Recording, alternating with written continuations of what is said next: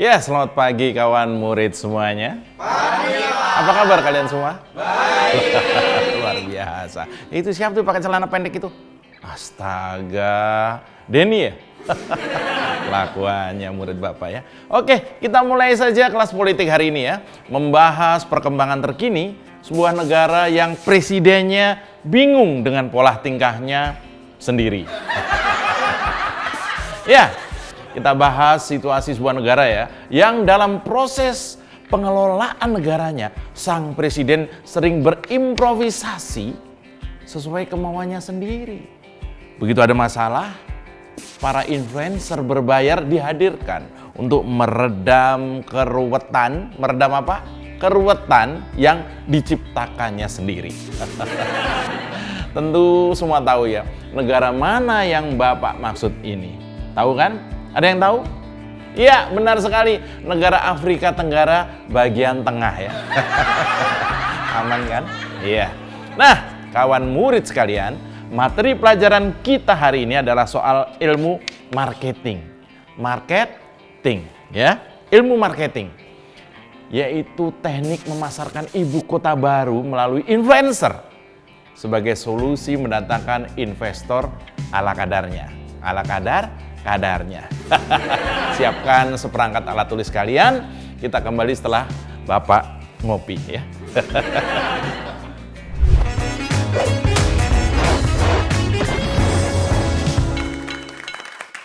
Ya, kawan murid sekalian, hari menjelang Pak Jokowi lengser semakin dekat. Semakin dekat. Yaitu sekitar tinggal 2 bulan 18 hari lagi. Sementara kondisi terkini IKN sebagai sebuah proyek satu-satunya yang membuat Pak Jokowi jadi kelihatan aslinya, belum juga kelihatan bisa digunakan. Bener loh, belum bisa digunakan. Kenapa Bapak bilang bahwa gara-gara proyek IKN inilah, menurut opini Bapak, Presiden Jokowi jadi terlihat sifat aslinya? Kenapa? Demi IKN ini kita menyaksikan berbagai blunder terjadi. Berbagai blunder terjadi. Mulai dari soal dari mana uangnya sampai dari mana airnya. Soal dari mana penduduknya sampai dari mana investornya. Dan juga soal nyamuk malaria sampai nyamuk anggaran. Sedotannya kencang ya. Dan juga soal kapan selesainya sampai kapan mangkraknya. Agak keras ya. Demikian kompleks persoalan IKN ini sehingga kepercayaan rakyat tuh tambah turun. Turun. Kalau soal IKN lalu cuma kata-kata sekelas menteri saja. Rakyat terutama netizen udah nggak percaya. Netizen udah nggak percaya dengan kata-kata sekelas menteri pun kalau soal IKN. Mereka nggak percaya. Bahkan kata-kata Pak Jokowi juga udah nggak bisa dipercaya. Rakyat udah kenyang dianggap bodoh, maka perlu strategi untuk meyakinkan rakyat dan investor supaya mereka tertarik. Dan nggak banyak komen soal keadaan IKN yang memang sangat nyata dibuat dengan terburu-buru. Maka strategi taktis yang memang sudah jadi ciri khas Jokowi ini, kalau udah nggak dipercaya lagi, yaitu menggunakan testimoni pasca bayar dengan menghadirkan para influencer profesional.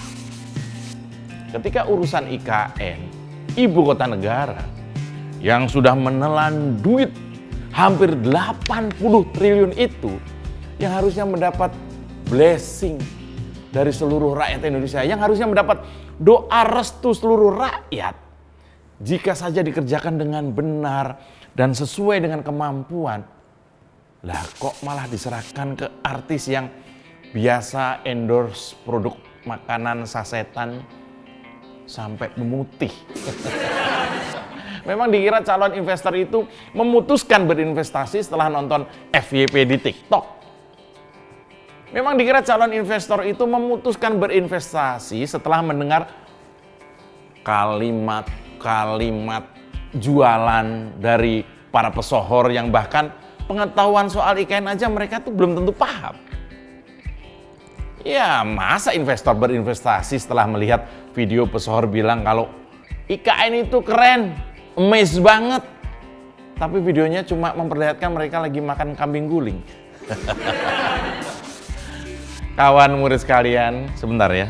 Lagi-lagi Bapak harus ngopi dulu. Agak berat materinya. Udah kayak Denny Sregar belum? Belum ya? Nah, kemudian banyak murid di sekolah SDN 2045 pagi ini yang berpendapat bahwa Jokowi seolah tidak mampu untuk meyakinkan rakyatnya. Seolah Pak Jokowi ini tidak mampu meyakinkan rakyatnya sendiri dan lalu melalui influencer itulah Jokowi menyampaikan kepada masyarakat bahwa proyek ambisius yang bernama IKN itu bagus, keren, oke banget, banget dan layak dijadikan ibu kota. Itu kata mereka di sosial media. Yang konon kabarnya sampai menghabiskan anggaran 10 miliar. Kabarnya. Apa benar? Kalau ini benar, sampai 10 miliar loh. Kalau ini benar, negara menghamburkan uang 10 miliar demi glamping di IKN bersama influencer itu, ini sangat menyakitkan coy. Kalau benar sampai 10 miliar itu biayanya, bayangkan uang segitu kalau berasal dari uang rakyat yang dihasilkan melalui kerja keras tanpa ampun ini, yang dihasilkan dari kerja dari 8 sampai 12 bahkan mungkin 20 jam sehari ini, lalu cuma buat foto sana sini, ketawa, ketiwi, joget dan makan mewah tanpa henti. Apa iya akan mendapatkan doa restu yang tulus dari seluruh negeri? Kalau targetnya untuk investor asing masuk IKN, kenapa yang diundang influencer lokal? Kan belum tentu para investor asing itu suka nonton story artis ibu kota kan. Jadi bisa saja kemauan Jokowi mengajak influencer lokal kemarin itu seperti memang cuma untuk membangun citra di masyarakat doang, alias untuk validasi doang bahwa IKN itu begini kata influencer. Kenapa? Karena kalau yang bicara Jokowi atau orang sekelilingnya udah nggak ada yang percaya, maka perlu influencer itu tadi. Isu ini juga riuh di kalangan artis ya. Kebetulan ya beberapa saya kenal. Dan ada yang ditawari juga yang saya kenal itu. Tapi mereka menolak. Salah satu alasannya adalah mereka menolak karena diminta untuk memasarkan produk yang belum jadi. Meski dengan imbalan yang fantastis kabarnya. Dan kalau benar anggarannya 10 miliar kemarin itu, kan daripada memboyong artis dan influencer ke IKN, sebetulnya bisa untuk misalnya nih, membangun sekolah lah. Tapi nggak mungkin ya, karena membangun sekolah itu ya nggak mungkin menurut saya, karena memang bukan prioritas pemerintahan bikin pintar anak-anak negeri ini kan. Ya, kawan murid sekalian, lalu banyak protes dari kawan murid. Ngapain Jokowi bawa-bawa influencer lalu glamping ke IKN? Kenapa misalnya tidak mengundang media sekelas Tempo atau media-media yang kritis? Kenapa malah mengundang influencer? Apakah karena influencer lebih mudah dikondisikan? Pak Ju secara pribadi tentu silakan saja para artis ke IKN, monggo silahkan, apalagi kalau pakai biaya sendiri ya boleh-boleh saja. Tapi lalu bagaimana konsepnya? Ketika acara di IKN kemarin itu, mereka menceritakan kemegahan IKN tanpa memperlihatkan apanya yang megah. Lalu juga menceritakan keseruan IKN, padahal ya cuma lagi makan bareng, prasmanan ya di tengah hutan. Ini ceritanya sih kayaknya kayak liburan outdoor aja gitu kan. Apakah mereka mengundang investor sekelas Taman Safari mungkin? Lalu orang bertanya, apa untungnya pesta di IKN bersama influencer selain hanya menghambur-hamburkan pendapatan pajak dari hasil keringat rakyat, kecuali mereka diajak untuk menjadi investor di IKN. Nah, saya sih optimis ya. Pesohor yang diajak kemarin ke IKN itu selain influencer, mereka kan adalah investor yang potensial. Mereka muda, kaya, dan dekat istana. Pastilah siap kalau diminta sekedar bikin usaha kopi kekinian di IKN. Ya, bayang-bayang IKN bakal mangkrak dan meninggalkan cerita buruk buat Jokowi kelak, membuat berbagai strategi untuk memasarkan IKN ke investor, terlebih ke rakyat Indonesia sendiri, jadi berakhir menyedihkan. Jadi bahan tertawaan, olok-olokan, jadi bahan ledekan. Jadi marwah IKN sebagai ibu kota itu seolah sama saja dengan perumahan-perumahan biasa lah. Kalau memang belum kelar ya dikelarin aja dulu Pak, pelan-pelan. Nggak usah ngajak selebritis untuk bertestimoni yang belum tentu benar sesuai keadaan. Bukan karena follower mereka jutaan selalu jadi jalan keluar ketika pemerintah mulai diragukan. Bukan karena penonton mereka jutaan lalu membuat seolah mereka lebih utama dari para akademisi, para ilmuwan, orang-orang yang punya kapasitas menilai suatu kondisi apa adanya.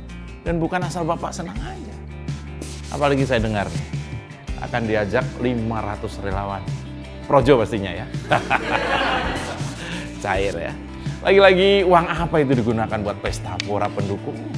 Sementara yang mengkritisi, yang justru itu yang peduli dengan Jokowi, nggak sedikit yang berakhir di tahanan.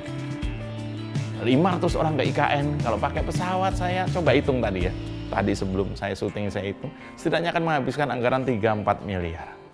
Untuk tiket pesawat, makan, penginapan, uang saku, uang baju, uang insentif, uang lembur, dan tentu saja mendapatkan uang kaget. Kaget karena IKN belum jadi kok masalahnya sudah banyak begini. Ya sudah, semoga Tuhan masih cinta kepada Indonesia. Demikian kelas politik, saya Pak Jo. Aman kan?